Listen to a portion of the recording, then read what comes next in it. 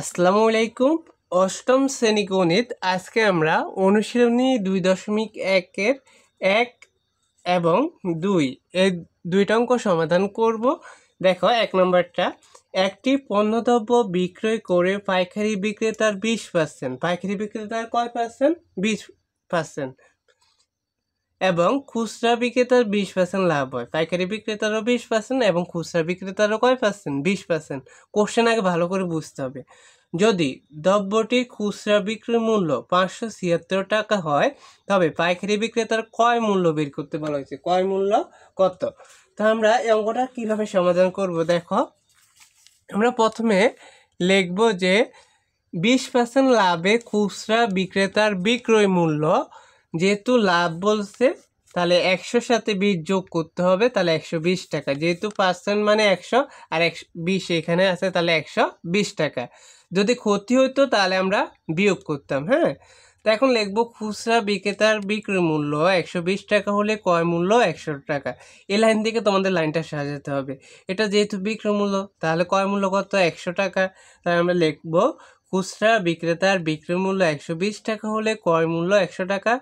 সুতরাং খুচরা বিক্রেতার বিক্রয় মূল্য 1 টাকা হলে ক্রয় মূল্য 120 ভাগের 100, 100 উপরে থাকবে, 120 নিচে আসবে। হ্যাঁ, সুতরাং খুচরা বিক্রেতার বিক্রয় মূল্য 576 টাকা হলে, এই যে 576 টাকা এখানে কোশ্চেনে চাওয়া হয়েছে, বলে দিয়েছে খুচরা বিক্রয় মূল্য 576 টাকা।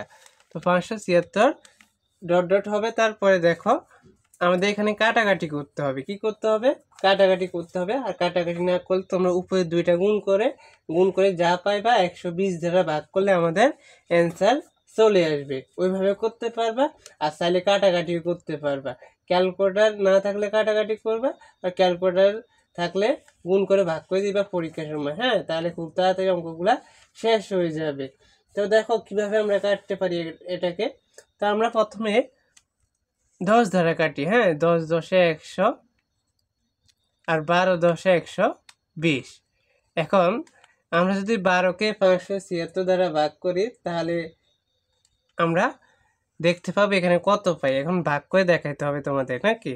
তাহলে এখানে আমরা 12 ভাগ 576 করি, এখানে করে দেখাই তোমাদের, তাহলে বুঝবা। ক্যালকুলেটার চাইলে ক্যালকুলেটার করতে পারবে। 12 ভাগ 576, দেখো 57 নিতে হবে।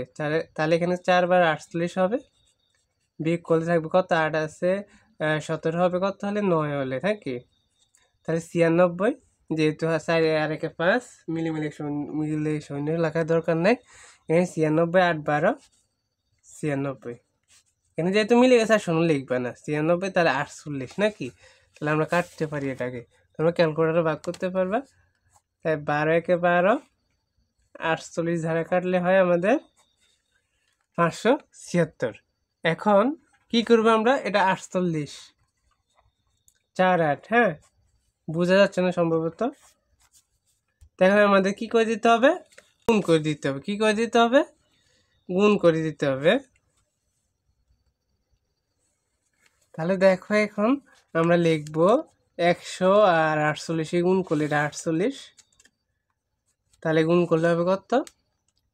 10 আর 48 গুণ করলে 480 টাকা। হ্যাঁ, এখন আমরা লিখতে পারি, এখন খুচরা বিক্রেতার ক্রয় মূল্য সমান পাইকারি বিক্রেতার বিক্রয় মূল্য। তো খুচরা বিক্রেতার ক্রয় মূল্য যেহেতু আমরা 480 টাকা পেয়েছি, তো পাইকারি বিক্রেতার বিক্রয় মূল্য হচ্ছে 480 টাকা। এটা লিখে নিবে তোমরা। এটা লেখার কারণ হচ্ছে আমাদের এখানে যদি পাইকারি বিক্রেতার ক্রয় মূল্য বের করতে হয় তাহলে তাকে বিক্রয় মূল্য লাগবে, এই জন্য এটা লিখে নিবে তোমরা। এটা লিখতে হবে। তারপরে দেখো আবার লিখবো আমরা 20% লাভে পাইকারি বিক্রেতার বিক্রয় মূল্য। তখন বের করেছি খুচরা, এখন পাইকারি। তাহলে 120 টাকা হবে, 100 সাথে 20 যোগ করতে হবে, 120 টাকা। তাহলে লিখবা পাইকারি বিক্রেতার বিক্রয় মূল্য 120 টাকা হলে ক্রয় মূল্য 100 টাকা। পাইকারি বিক্রেতার বিক্রয় মূল্য 1 টাকা হলে ক্রয় মূল্য 120 ভাগের 100 টাকা। তারপরে পাইকারি বিক্রেতার বিক্রয় মূল্য 480 টাকা হলে, এই যে 480 টাকা এখন আমরা ক্রয় মূল্যে বিক্রয় মূল্য ধরে নিয়েছি পাইকারির। হ্যাঁ, তো দেখো কাটাকাটি করতে হবে। 480 হবে উপরে, আর 100 উপরে, 120 তো নিচে আছে, নাকি? তো এই 0 0 ধরো কাটা, 12 1 12, 4 12 48। তাহলে 4 আর 100 গুণ করলে হবে 400 টাকা। কয় টাকা? 400 টাকা। তার আমরা 400 টাকা পেয়ে গেলাম। পাইকারি বিক্রেতার কি মূল্য? ক্রয় মূল্য। পাইকারি বিক্রেতার ক্রয় মূল্য কত পেলাম? 400 টাকা। তো তারপরে তোমরা লিখবা অতএব পাইকারি বিক্রেতার ক্রয় মূল্য 400 টাকা, উত্তর 400 টাকা। আশা করি তোমরা এটা বুঝতে পেরেছো। তারপরে 2 নম্বরটা দেখো। দেখো 2 নম্বরটা, একজন দোকানদার কিছু ডাল 2375.00 টাকা বিক্রয় করায় তার 5% ক্ষতি হলো, ক্ষতি হয়ে গেছে। ওই ডাল কত টাকা বিক্রয় করলে তার 6% লাভ হতো? কত টাকা বিক্রি করলে 6% লাভ হতো? তো অঙ্ক খুবই ইজি আছে, দেখো আমরা একেবারে সহজ নিয়মে করব। তো তোমরা লিখবা প্রথমে 5% ক্ষতিতে ডালের বিক্রয় মূল্য। ক্ষতি হলে কি করতে হবে? বিয়োগ করতে হবে, লাভ হলে যোগ করা লাগবে। তো দেখো 5% ক্ষতি, তাহলে 100 থেকে 5 বিয়োগ করতে হবে। 5 মানে 100 আর 5 তাহলে 95 টাকা। তারপরে আবার 6% লাভে, যেহেতু কত টাকা বিক্রি করলে 6% লাভ হতো, তাহলে 6% লাভে ডালের বিক্রয় মূল্য 100 যোগ 6, এখন যোগ করতে হবে যেহেতু লাভ, তাহলে 106 টাকা হবে নাকি?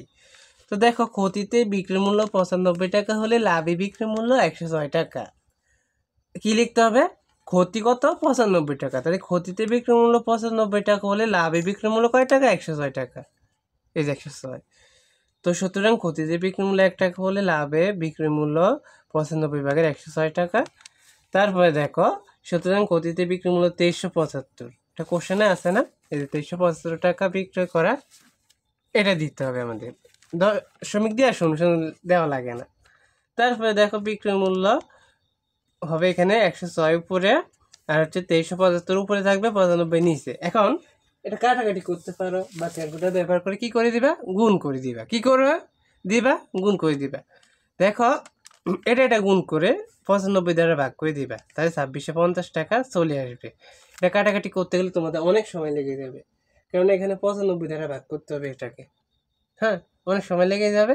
এই জন্য এটা গুণ করে 95 দ্বারা ভাগ করলে 2650 টাকা চলে আসবে। আমরা ডাইরেক্ট লিখে নিলাম, এটাই লিখে নিবা তোমরা, ভাগ করে দিবে ক্যালকুলেটর ব্যবহার করে। সুতরাং ওই ডাল 2650 টাকা বিক্রি করলে তার 6% লাভ হতো, উত্তর 2650 টাকা। এটাও তাহলে 2 ধাপে করা যেত, আমরা 1 ধাপে করে দিয়েছি সহজভাবে একেবারে তোমাদের। তো আশা করি তোমরা এই 2টা অঙ্কে একেবারে ক্লিয়ারভাবে বুঝতে পেরেছো। আমরা যে 1 এবং 2 তোমাদের 18 পৃষ্ঠা অনুশীলনী 2.1-এর অঙ্ক, এই 2টা ভালো করে সমাধান করে দিয়েছি। এভাবে করলে তোমরা অঙ্কগুলো খুব সহজে বুঝতে পারবে। আমরা যে নিয়ম সহজ ওই নিয়ম করাবো তোমাদের। তারপরে 3, 4 যেগুলো অঙ্ক আছে দেখো, এগুলো আরও সহজে করিয়ে দিব সামনে ক্লাসে, তোমরা এগুলো সমাধান পেয়ে যাবা। তাই অবশ্যই সকলে চ্যানেলটি সাবস্ক্রাইব করে রাখবা, আর অবশ্যই জানাবা তোমাদের কোন অধ্যায়ের ভিডিওগুলো সবার আগে লাগবে। তোমাদের আবার বীজগণিত আছে, জ্যামিতি আছে, পরিসংখ্যান আছে, এগুলো জানিয়ে দিবা কেমন। তাহলে আমরা তোমাদের কমেন্টের অনুসারে ভিডিওগুলো আপলোড করবো। ধন্যবাদ সবাইকে, আল্লাহ হাফেজ।